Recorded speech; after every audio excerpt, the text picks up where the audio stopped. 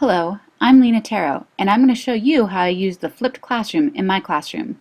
I begin by going to screencast-o-matic.com, and I can record directly from their website, or if you prefer, you can download and install their application. I actually have the paid version, which costs $30 a year, so I can use their special editing features. If you use the free version, you only have up to 15 minutes of recording. When you start recording, a restart and done button and a record and pause button are found at the bottom of your screen. Let's take a look at a lesson that I would do. In this lesson, we're going to be learning about prime numbers. What is a prime number? Prime numbers are numbers with just two distinct factors. Some examples of prime numbers are 2, 11, 41, and 499. Let's learn some more interesting facts about prime numbers. First, Euclid proved that there are an infinite number of prime numbers, that we can never find the largest prime number. However, the largest prime number that we have found to date, as of April 2013, has over 17 million digits. To learn more about this prime number, go to the Numberphile website and look up the video Infinite Primes. This would be the end of the lesson, and I would hit done on my Screencast-O-Matic recorder, and then I would have the option of uploading to my YouTube channel or saving the file or other options.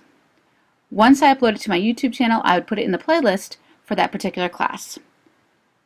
The students watch the video by going to the playlist on my YouTube channel, and once they're done, they type a tiny URL into their web browser and go to a survey to answer questions about the video. Here's how I create those surveys. I go to my Google Drive and say create, and I say create form. And I give it a title to the form. I might call this prime numbers. And I can ask questions like, what is a prime number?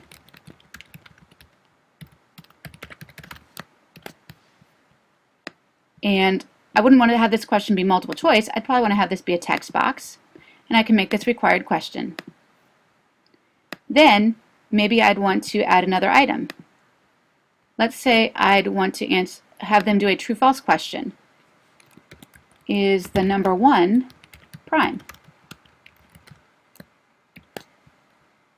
And I have my two options, yes or no.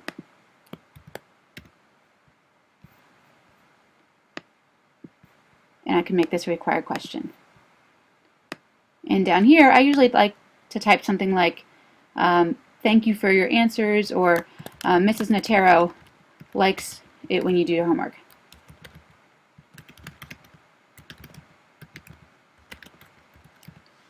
And then I say done down here at the bottom.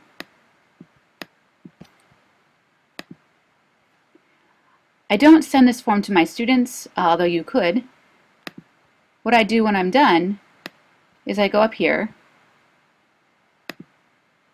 to see the live form to make sure I've done it correctly. And then this is the link that I would copy into a tiny URL. I don't want my students typing that gobbledygook URL. I put the gobbledygook URL right here. And then here I might type Natero prime. I say make tiny URL, and it makes the URL for me so that students don't have to type a long gobbledygook URL. They type the short URL. So in a new window here, I'll type tiny URL, Natero prime. You can see I actually have very straightforward URLs for the students to use with my name, the name of the course, and the chapter and section that we're in.